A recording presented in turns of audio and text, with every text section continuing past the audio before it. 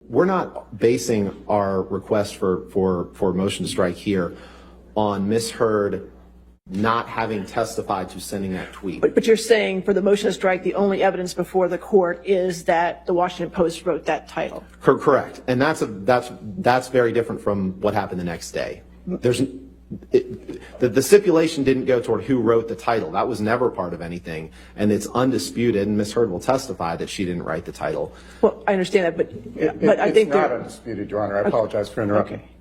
But I think the issue is that whether it was republication. Well, and I'll get to that next. Right, I know, but the problem is, how do I do a motion to strike when that evidence isn't before me yet? Well, the republication isn't.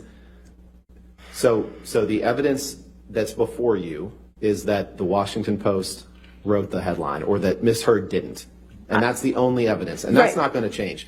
The tweet, which was the only subject of the discussion of the pretrial conference, where there was no stipulation, it was just an agreement that we're not going to base a motion to strike on them not introducing evidence of the tweet. That was what it was. I'm happy to hand the transcript up if Your Honor would like to see that.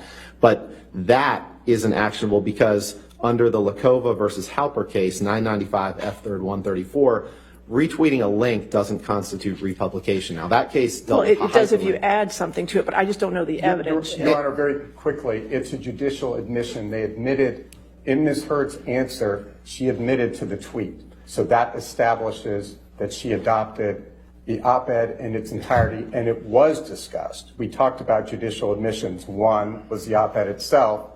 The second, and this is reflected Your in the Honor, if I could finish my argument, I mean, I would appreciate. I can't wait to oppose this. That's fine. Go ahead. Go ahead. Go ahead. So, and again, we can look at the transcript. You understand my concern. I do understand your concern, and I guess